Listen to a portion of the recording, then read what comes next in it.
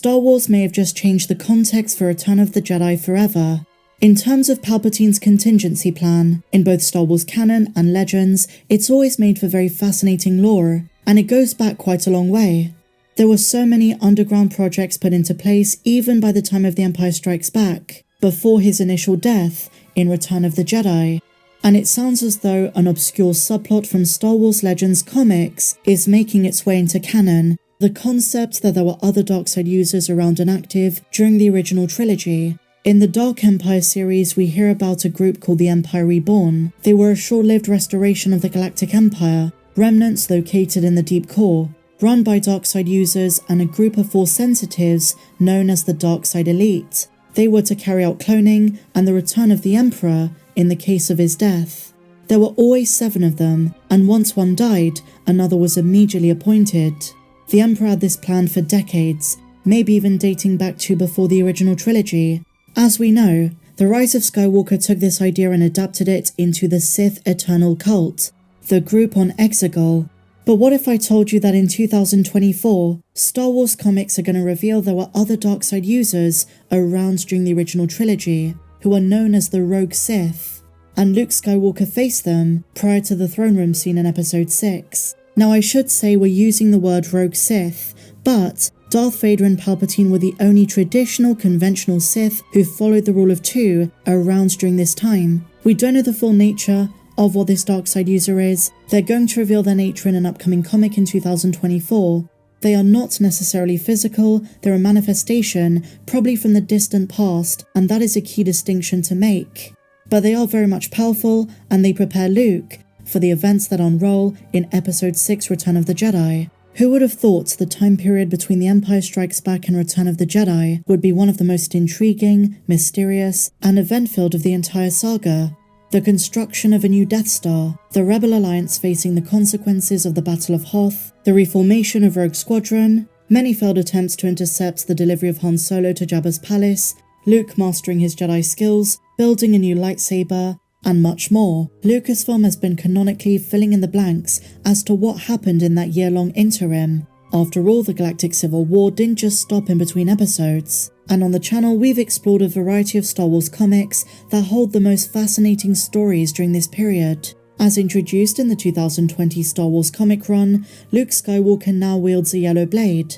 During his duel with Darth Vader on Cloud City, Luke lost his hand, but also the Skywalker saber, the one that once belonged to his dad. While the weapon is eventually recovered and given to Rey, Luke at the time was left without a lightsaber to defend himself, and as such, before he constructs the iconic green one in the deleted scenes of Return of the Jedi, he found a yellow-bladed saber that once belonged to a Jedi Temple guard.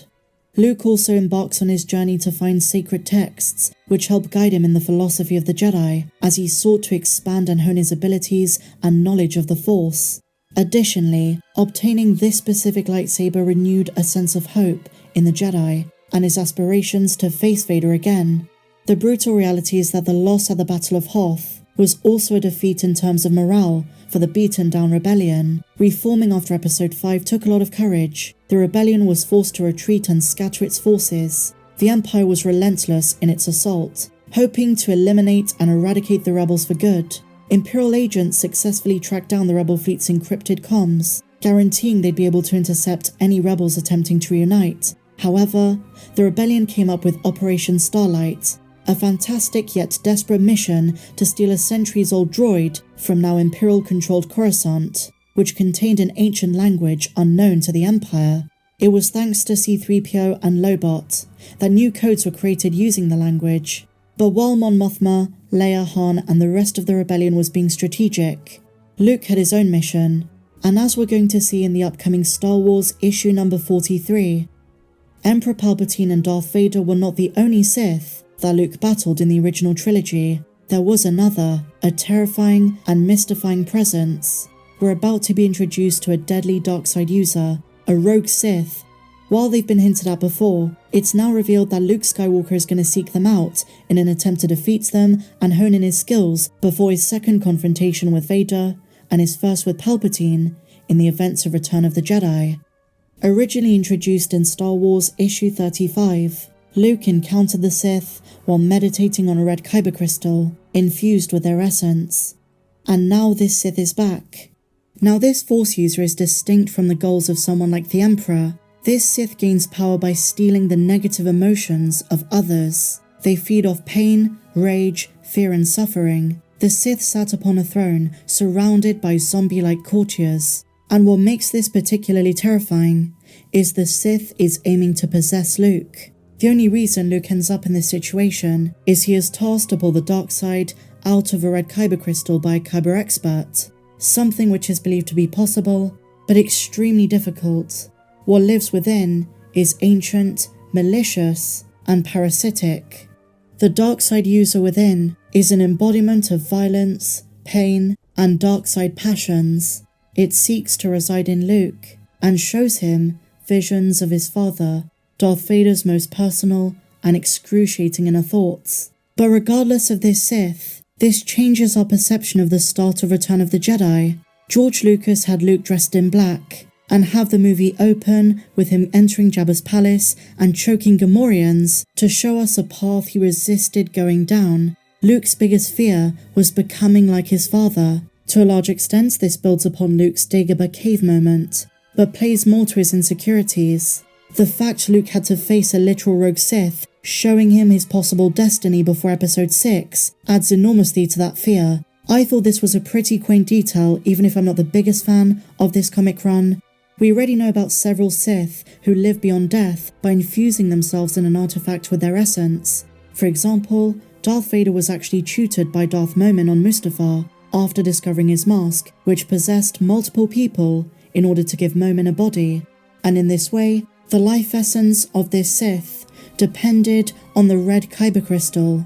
But now that Luke has introduced himself, this being wants to latch on. So I think issue number 43 of this Star Wars comics run is going to be very intriguing and essential to Luke's journey between the two episodes. Sith possession is nothing new, and Palpatine in the expanded universe only wanted to turn to it in emergency situations. Was he aware of this rogue Sith? Is there a connection to Palpatine's contingency that is going to be unveiled?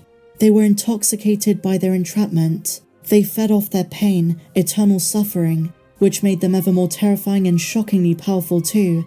Palpatine always said, the dark side of the Force is a pathway to many abilities some consider to be unnatural. And in 2024 we have a Dark Side High Republic series coming out. And with rumours we're going to see the likes of Revan, Nihilus, and other Old Republic Sith from the past. This makes me wonder if the way they're going to appear is through a Sith holocron, or survive through a dark side possessed object, like a kyber crystal, and could the Sith Acolyte who turns to the dark side be the one to ignite it? So if you're interested in the dark side, there is a lot coming up to look forward to.